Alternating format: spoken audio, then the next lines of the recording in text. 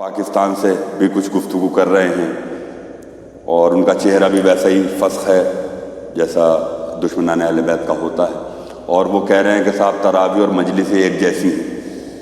تو اگر تراویح کی کوئی سند نہیں ہے اور مجلسوں کی بھی کوئی سند نہیں ہے، جو انسان تراویح جیسی غلاظت کو جو بدعت ہے اس کو مجلس سید الشہداء سے ملا رہا ہے، آپ سوچئے کہ اس کا کردار کیسا ہوگا، اس کا عمل کیسے ہوں گے، اس کے ماں باپ کی طہارت کیسی ہوگی، اس کا حسب اور نسب کیسا ہوگا۔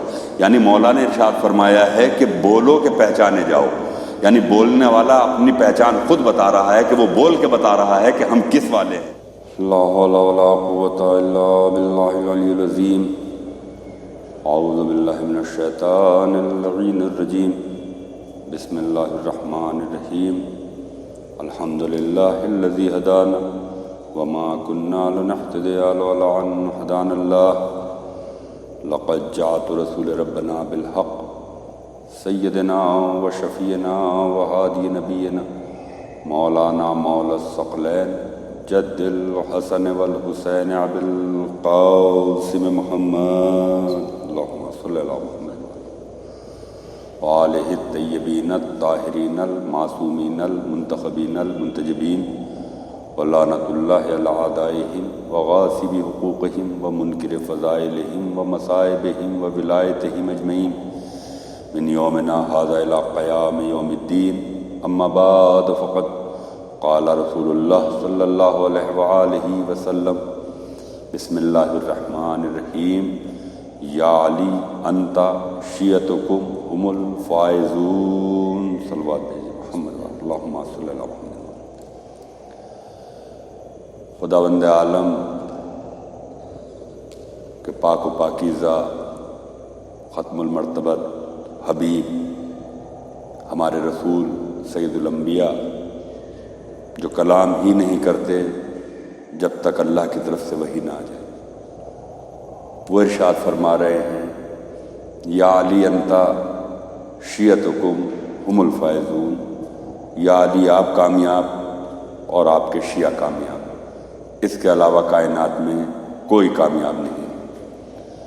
عزیزان محترم، کامیابی کی دلیل یہ ہے کہ جیسے کہ اللہ نے قرآن مجید میں یہ اعلان کیا کہ ہم روز قیامت ہر گروہ کو اس کے امام کے ساتھ بلائیں گے، جس کا امام کامیاب ہوگا اس کے چاہنے والے کامیاب ہوں گے، اور جس کا امام ہی کامیاب نہیں ہوگا تو پھر گروہ کے بارے میں کچھ نہیں دیکھا جائے گا، امام کے ساتھ اس کو جہنم میں ڈال دیا جائے گا۔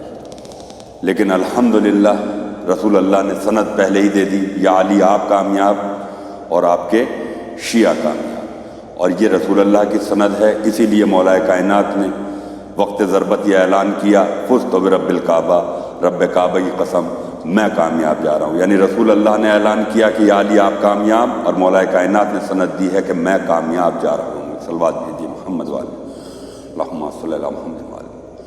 تو یہ مولا کائنات کے بارے میں رسول اللہ کی سند ہے، یہ ولایت کے بارے میں سند ہے۔ کوئی کامیاب نہیں ہے۔ جو روز محشر لوگ کہتے ہیں کہ صاحب سب سے پہلے نماز دیکھی جائے گی، روزہ دیکھا جائے گا، یہ دیکھا جائے گا، وہ دیکھا جائے گا، تو یہ اعمال صرف اور صرف شیعوں کے ہی دیکھے جائیں گے، باقی کسی کے اعمال نہیں دیکھے جائیں گے۔ کیوں؟ کیونکہ شیعوں کے اعمال اس لیے کیونکہ باقی کے اعمال دیکھنے کی ضرورت ہی نہیں ہے۔ جب امام کے ساتھ ساتھ ان کا گروہ جہنم میں چلا جائے گا تو ان کے اعمال دیکھنے کی ضرورت ہی نہیں ہے۔ تو جب امام کامیاب ہوگا کہ ہاں اب علی کامیاب ہے، اب ان کے چاہنے والے یہ سامنے آئے، اب ان کے نامہ اعمال کھولے جائیں، ان کی نمازیں کیسی ہیں، ان کے روزے کیسے ہیں، اور انہوں نے کیا عبادات کی ہیں، کیا کار خیر کیا ہے، وہ سارے اعمال جب دیکھے جائیں گے، باقی کسی کے اعمال نہیں دیکھے جائیں گے۔ وہ دیکھنے سے پہلے ہی گروہ کے گروہ پورے جہنم میں چلے جائیں گے۔ یہ مولا کائنات ہیں جن کی کامیابی کا اعلان کیا گیا۔ لیکن کچھ لوگوں نے حسد اور بغض مولا کائنات میں قلم سے تلواروں سے جو اہل بیت پہ ظلم کیے ہیں، ان کی دنیا بھی خراب ہے اور ان کی آخرت بھی خراب ہے۔ اور آج جیسے ایک صاحب جو ہیں وہ پاکستان سے بھی کچھ گفتگو کر رہے ہیں اور ان کا چہرہ بھی ویسا ہی فسخ ہے جیسا دشمنان اہل بیت کا ہوتا ہے، اور وہ کہہ رہے ہیں کہ صاحب تراویح اور مجلسیں ایک جیسی ہیں۔ تو اگر تراویح کی کوئی سند نہیں ہے اور مجلسوں کی بھی کوئی سند نہیں ہے، جو انسان تراویح جیسی غلاظت کو جو بدعت ہے اس کو مجلس سید الشہداء سے ملا رہا ہے، آپ سوچئے کہ اس کا کردار کیسا ہوگا، اس کا عمل کیسے ہوں گے، اس کے ماں باپ کی طہارت کیسی ہوگی، اس کا حسب اور نسب کیسا ہوگا۔ یعنی مولا نے ارشاد فرمایا ہے کہ بولو کہ پہچانے جاؤ، یعنی بولنے والا اپنی پہچان خود بتا رہا ہے کہ وہ بول کے بتا رہا ہے کہ ہم کس والے ہیں۔ ایک صلوات بھیجیے محمد اللہم صلی اللہ محمد وآلہ۔ عزیزان محترم، روز اول اللہ نے سب سے پہلے نور محمد کو خلق کیا اور اسی نور کے دو برابر حصے تقسیم کر دیے گئے، یعنی کچھ نہیں تھا تب یہ نور تھے، پھر انہی نور سے پنجتن اور چار معصومین کے انوار اس میں آئے ہیں، اس کے بعد کچھ نہیں تھا۔ لوگ کہتے ہیں جنت بڑی چیز ہے، جنت کوئی بڑی چیز نہیں ہے۔ اگر جنت سب سے اچھی یا افضل شے ہوتی تو اہل بیت کو خلق کرنے سے پہلے اللہ جنت کو خلق کرتا تاکہ اہل بیت کو اس میں رکھا جائے۔ یعنی جنت سے بھی بلند کوئی جگہ ہے کہ جہاں اللہ نے خلق کر کے نوروں کو رکھا، اس کے بعد جنت کو خلق کیا، اس کے بعد آسمانوں کو خلق کیا، اس کے بعد زمینوں کو خلق کیا۔ یعنی یہ اہل بیت اطہار ہیں، یہ عالین ہیں، یہ اتنے بڑے مرتبے پر ہیں کہ اللہ کے بعد ان سے بڑے مرتبے پر کائنات میں کوئی بھی نہیں ہے۔ اور رسول اللہ کی حدیث ہے کہ میرے بعد جو بھی انسان علی سے زیادہ کسی کو بھی افضل سمجھے وہ کافر ہے۔ تو ہم لوگ الحمدللہ ہم لوگ کسی پہ تنقید نہیں کرتے ہیں، بہرحال ہم جس طریقے سے ہمارے رسول نے ہم کو تعلیمات دی ہیں ویسے ہی عمل ہم کرتے ہوئے نظر آتے ہیں۔ رسول نے جیسے بتایا کہ میرے بعد علی سے افضل کوئی نہیں ہے تو بس علی سے افضل کوئی نہیں ہے۔ آپ دیکھیے گا کہیں سے کہیں تک بھی دنیا کے کسی بھی گوشے میں چلے جائیے، اگر کوئی رسول اللہ کی زندگی میں رسول اللہ سے کسی کو افضل کہتا ہے تو ہم اس پر خدا کی لعنت کرتے ہیں، لیکن بعد رسول اگر حضرت علی سے افضل کوئی کسی کو کہتا ہے تو ہم اس پر بھی خدا کی لعنت اور لعنتیں بھیجتے رہتے ہیں۔ ایک صلوات آپ حضرات بھیجیں، اللہم صلی اللہ محمد۔ عزیزان محترم، مولا کائنات کی ذات ہے۔ امام محمد باقر علیہ السلام کی ایک حدیث ہے کہ ہمارے جد امیر المومنین حضرت علی علیہ السلام کا نام لینا 16,000 ختم قرآن کے برابر ثواب رکھتا ہے۔ تو پوچھنے والے نے پوچھا مولا کیا ہماری زبانی پڑھے گئے قرآن؟ کہا کہ نہیں، تمہاری زبانی پڑھے ہوئے نہیں، ہم آل محمد کی زبانی پڑھے ہوئے قرآن 16,000 کے برابر اس کا ثواب ہے۔ ایک صلوات بھیجیے محمد والا۔ آپ سوچئے کہ ان کا اتنا پاک و پاکیزہ نام ہے، ان کا نام لینا، آپ سمجھیے کہ لوگ نماز کی تسبیح پڑھتے رہیں تو عبادت نہیں ہے، قرآن کی تسبیح پڑھتے رہے، قرآن کہتے رہے، عبادت نہیں ہے۔ جتنے بھی اور عبادات ہیں ان کے تسبیح پڑھتے رہے، یہ عبادت نہیں ہے۔ لیکن جہاں مولا کائنات کے نام کی تسبیح پڑھنا شروع کر دیں، علی علی کہنا شروع کر دیں، ایک بار علی کا نام لینا بسند امام معصوم کے کہ 16,000 ختم قرآن کے برابر ہے۔ اگر کسی نے 100 مرتبہ علی کا نام لے لیا تو آپ سوچئے کہ 16,000 انٹو 100 کتنا، 16,100 ہو گیا، اور اس کی تو تعداد ہی گنتی میں نہیں ہے کہ اس کا کتنا ختم قرآن ہے۔ تو بہرحال اس رمضان المبارک میں اگر کوئی انسان توفیق نہیں ہے قرآن پڑھنے کی یا کچھ نہیں کر سکتا تو کم سے کم اپنے مولا کا نام تو لے سکتا ہے۔ اگر ایک بار بھی مولا کا نام لیا تو 16,000 ختم قرآن کا ثواب اس کو ملتا چلا جائے گا۔ ایک صلوات بھیجیے محمد۔ عزیزان محترم، یقیناً ہم ان امیر المومنین کے چاہنے والے ہیں، ان مولا کے چاہنے والے ہیں۔ ایسا ہی نہیں ہے، اس دنیا کے اندر اللہ نے اعلان کیا ہے کہ اے میرے حبیب اگر علی کا مقصد حیات نہ ہوتا تو میں آپ کے نور کو خلق نہ کرتا۔ اور اس کے بعد ارشاد فرمایا اے محمد اور اے علی اگر فاطمہ زہرا سلام اللہ علیہا کا مقصد حیات نہ ہوتا تو نہ نور محمد کو خلق کرتا اور نہ نور علی کو خلق کرتا۔ اس کا مطلب یہ ہے کہ شہزادی کونین ایک ایسا محور ہے کہ جس کے حصار میں معصومین علیہ السلام ہیں۔ شہزادی کا نور کا مقصد تھا۔ اب دیکھیے، اب مذہب اگر کسی سے پوچھا جائے کہ آپ کا مذہب کیا ہے تو شیعان حیدر کرار کو یہ بتانا چاہیے جو رسول کی بیٹی کا مذہب ہے وہ ہمارا مذہب ہے، جن سے وہ ناراض ان سے ہم ناراض، جن سے وہ راضی ان سے ہم راضی۔ اور یہ تو سند ہے کہ جن سے شہزادی راضی ہے بس سمجھیے اللہ راضی ہے، اور اللہ راضی ہے تو رسول اللہ راضی ہے، اور شہزادی اگر ناراض ہے تو پھر کوئی راضی نہیں ہے یہاں سے وہاں تک۔ یعنی راضی کرنا ہے تو شہزادی سلام اللہ علیہ کو راضی کرنا ہے۔ صلوات اور بھیجیے محمد۔ عزیزان محترم، یہ مولا کائنات، یہ محور شہزادی کونین، یہ ایک کچھ چیزیں اس طریقے سے بیان ہو جاتی ہیں، پروپیگنڈا غلط سلط کیا جائے، جھوٹ کو اتنا پروپیگنڈا کیا جائے کہ لوگ اس کو سچ سمجھنے لگتے ہیں۔ لوگ سمجھتے ہیں کہ صاحب ایک مثال ہم لوگوں کے درمیان چلتی ہے کہ صاحب جوڑے آسمان پہ بنتے ہیں، تو یہ ایک ہی جوڑا فقط، ایک ہی رشتہ، ایک ہی عقد آسمان پہ ہوا، وہ ہے مولا کائنات اور شہزادی۔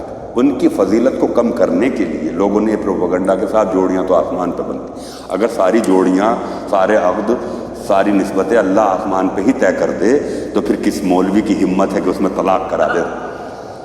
تو اللہ کے بنائے ہوئے جوڑے میں کیسے طلاق کی جا سکتی ہے؟ ہاں یہ ہے کہ اللہ نے ہر شے کا جوڑا بنایا ہے، لیکن اس کو ڈھونڈنا پڑتا ہے، اس کو ملانا پڑتا ہے۔ انسانوں کے اختیار میں ہے کہ تم اپنے لیے، اپنے ازواج کے لیے جوڑا تلاش کرو، اپنے لیے زوجہ تلاش کرو، کوئی اپنے لیے شوہر تلاش کرو، لیکن اللہ نے مولا کائنات اور شہزادی کا ایک عقد آسمان پہ کیا، اور اسی کی نسبت یہ ہے کہ ایک عقد اللہ نے پڑھا اور زمین پر حکم دیا کہ اے رسول اب تم زمین پر عقد پڑھ دو، یعنی دو عقد ہوئے مولا کائنات اور شہزادی کے، ایک عرش پہ ہوا، ایک فرش پہ ہوا۔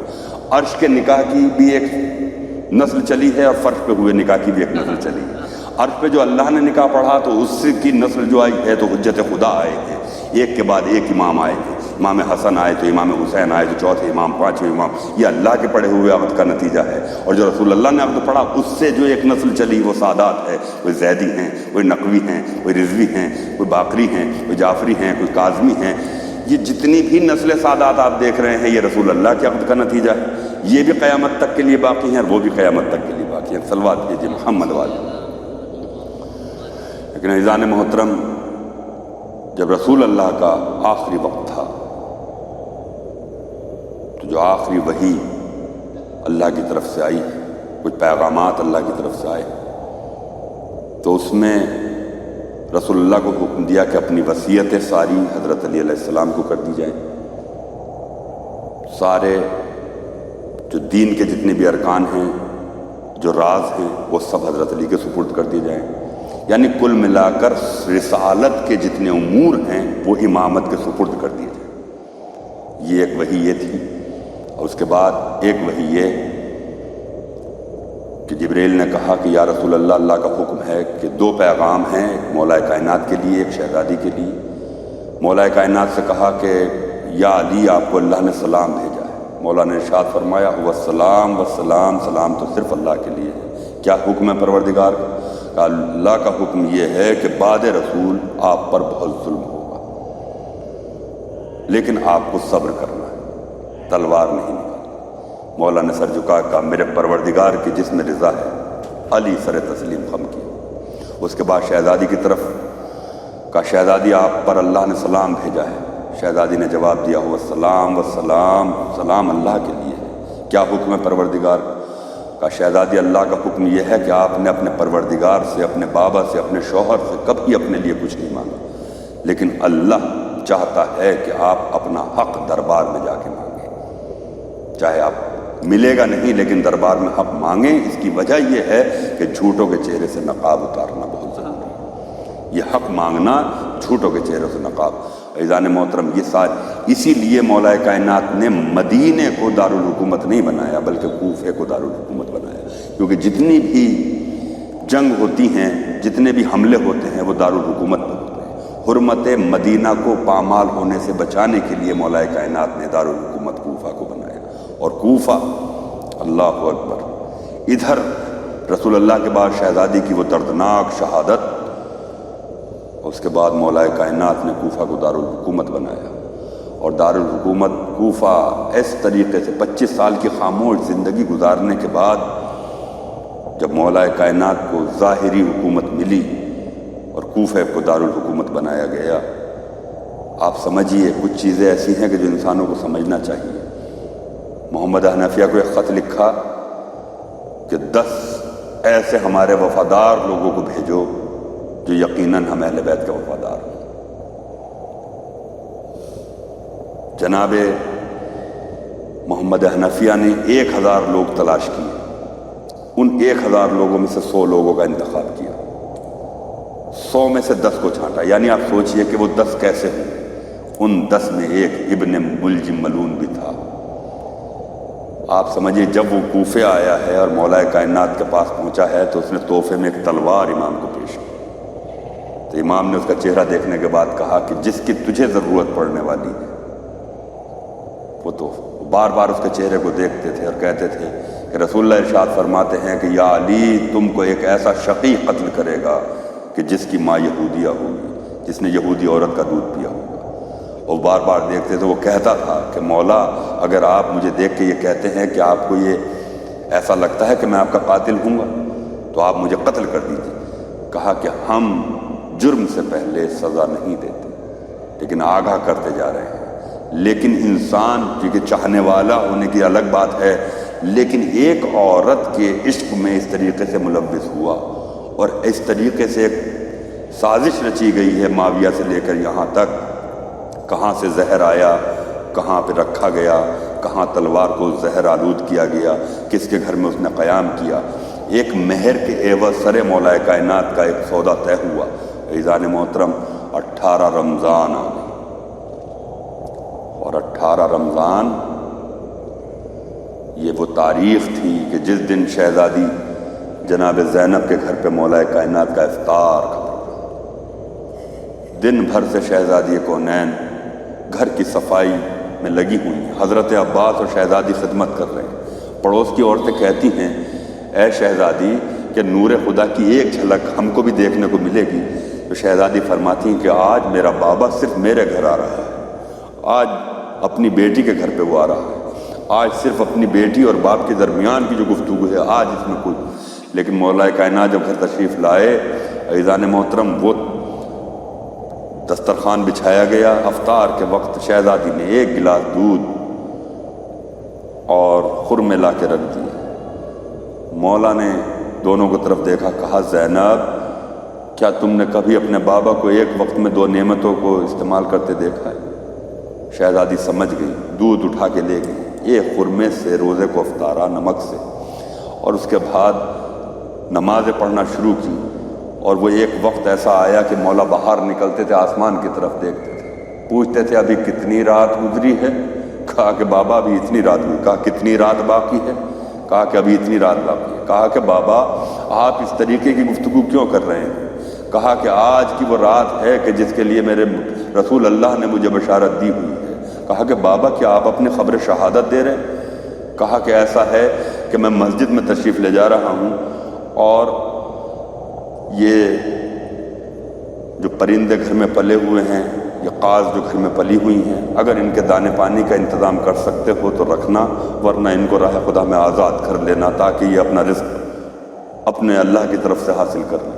اور جب مولا چلے ہیں تو تاریخ میں لکھا ہے کہ وہ زنجیر پیروں میں لپٹتی چلی جا رہی ہے، قاز مولا کا راستہ روک رہی ہیں، زمین اور آسمان تک ایک شور برپا ہے. مولا مسجد میں تشریف لے جا رہے ہیں. مسجد میں جیسے امام پہنچتے ہیں تو دیکھا جو قاتل ہے وہ سو رہا ہے. یہ امیر المومنین ہیں کہ جنہوں نے ٹھوکر مار کے اس کو جگایا.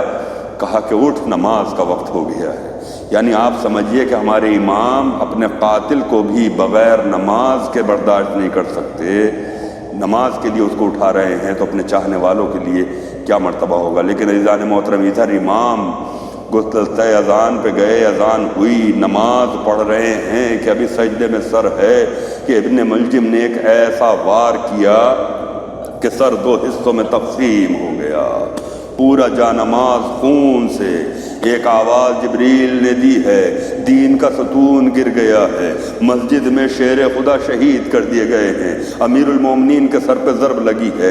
ادھر امام حسن اور امام حسین نے سر سے امامے پھینکے، دوڑ کے مسجد میں آئے. مسجد میں آ کے جو دیکھا ہے کہ خون میں تر بتر جانماز ہے، بابا کا سر ہے کہ 2 حصوں میں تقسیم ہے. امام حسن نے امامے سے سر کو باندھا. امام نے کہا بیٹا حسن تم نماز کو مکمل کراؤ. امام حسن نے نماز پڑھائی ہے. عزیزو اس کو تابوت کی شکل میں گلیم میں امام کو لے کے حسنین چلے ہیں. ایک شور برپا ہے، پورا کوفہ اکٹھا ہو گیا، ہائے مولا کی صدائیں ہیں.